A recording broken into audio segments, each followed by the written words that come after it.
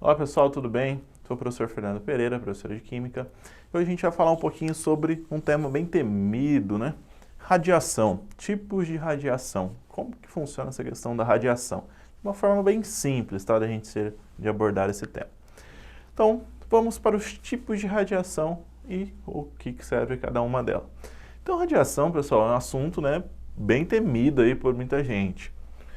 Com certeza você já assistiu um filme, né? Um desenho animado que tratam o tema aí de radiação como algo que pode trazer muitos danos ao ser humano. Pode trazer muitos danos? Sim, quando usado inconscientemente, né? Esse medo ocorre pela falta de informação, mas vamos tratar sobre alguns temas, né? O que é radiação, então?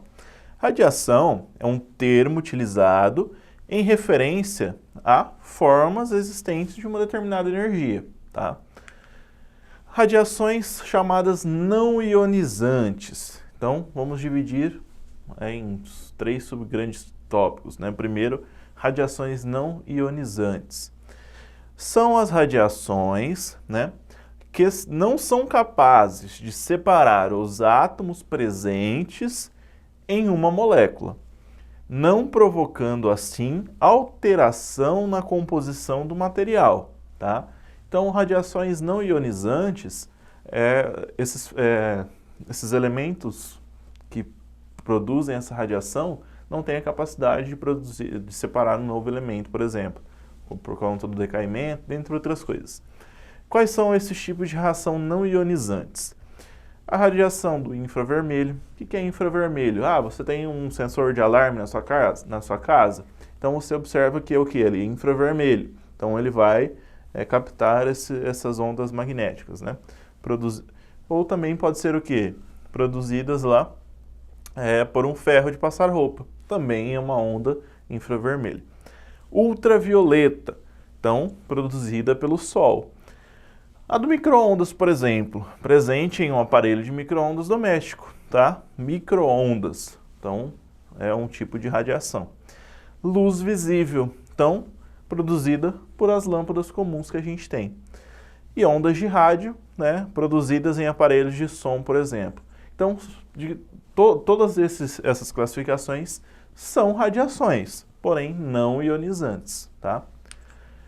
Ok, então a gente tem telefone, né, aparelho de ar, forno, máquina de lavar, câmera de segurança, dentre outras coisas. Isso são categorizadas como radiações não ionizantes, certo? E o que são então radiações ionizantes, tá? São aquelas que partem do interior do núcleo de um átomo de um determinado elemento químico. Então, é bem assustador quando a gente lembra de assuntos relacionados, por exemplo, com o Césio-137, aquele acidente em Goiânia, né, que deixou uma infinidade de pessoas contaminadas, entre outras coisas. O que acontece, pessoal? O porquê dessa questão?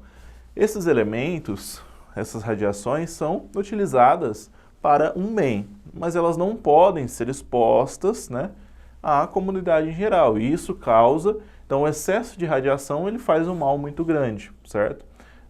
De diversas formas, desde deformação, dentre outras questões. Então, ele deve ser utilizado de forma consciente, né? Então, o que aconteceu no acidente em Goiânia? Foi descoberto uma clínica que tinha um equipamento que utilizava o Césio-137. Hoje não se utiliza mais essa questão. Por quê? O tempo de meia-vida, a gente vai comentar sobre essa questão. O que é tempo de meia-vida? É quando aquela matéria ela passa a ocupar metade do que ela existia. Por exemplo, 1 kg de césio, em 30 anos após, 30 anos após, se a gente armazenar 1 kg de césio, ele vai ter o quê? 50% de material radioativo. Mais 30 anos, então 25%, e assim por diante. O tempo de meia-vida é muito grande, tá? por isso que não se utiliza mais elementos como o césio para essa finalidade, para não causar um possível acidente como o que ocorreu. Essas radiações podem provocar alterações nos materiais, certo? Mas tudo depende das características da reação, tá, pessoal? Então a gente subdivide em 3 etapas aqui também.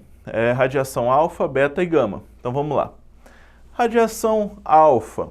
A radiação representada pela sigla, né, pelo Azinho ali, o que significa? O 2 nessa parte e o 4 na superior. Sendo o 2 o seu número atômico, tá? Então lembra que vocês já trabalharam com número atômico, massa atômica? Então, o 2 significa o número atômico dessa partícula de radiação alfa. E o 4, tá, é o seu número de massa, né? Então, o número atômico e o número de massa, lembra que tem diferença. Então, a soma do número de prótons com o número de nêutrons. Então, a massa ela é constituída por quem? Prótons mais nêutrons, certo? É formada, então, por 2 prótons, né? Então, o número de prótons é igual ao número atômico. Então, essa parte de baixo aqui da partícula alfa, ela indica que ela é formada por 2 prótons e 2 nêutrons. Então, a massa ela é a soma total, prótons mais nêutrons. Então, a gente tem o 4 aqui em cima, certo? Então, pelas partículas pesadas aí, mais pesadas que formam o átomo. A radiação alfa, pessoal, é a forma de radiação mais pesada, certo? Que se existe. E por isso apresenta um pequeno poder de penetração. Ou seja, uma radiação pesada no sentido de não conseguir atravessar certas barreiras, tá? Então ela não consegue atravessar sequer uma folha de papel. A radiação alfa, então, ela sequer atravessa uma folha de papel. Então, na matéria, e desloca-se no ar com uma velocidade, então, muito grande, né? Assim, não muito grande, na realidade. Uma velocidade igual a 10% da velocidade da luz. É uma velocidade grande, mas para a questão da radiação, não muito alta, tá? Então, partículas alfa, elas têm, então, um poder de penetração muito baixo, certo? E o deslocamento também é um pouco mais lento em relação às outras, certo? Radiação beta, tá? Então, mesmo esquema. Indica o número atômico e indica a massa, certo? A radiação representada, então, pela sigla -1, como se fosse um B mais puxadinho, que significa o beta, né? E 0, possui, então, número atômico igual a -1 e número de massa igual a 0. Ou seja, ele não tem prótons, se ele não tem prótons, então, ele não tem massa. A massa é igual a 0, né? Como não apresenta número de massa, na realidade. Não é formada nem por prótons, nem por nêutrons, certo? Já o número atômico -1 indica que é composta apenas por elétrons, tá?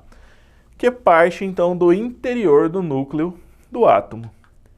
Como não apresenta massa, mas possui uma partícula somente na sua composição, a radiação beta possui um poder de penetração na matéria superior à da radiação alfa, conseguindo, então, deslocar-se no ar com uma velocidade equivalente a 90% da velocidade da luz, ou seja, aí a velocidade é bem maior, certo?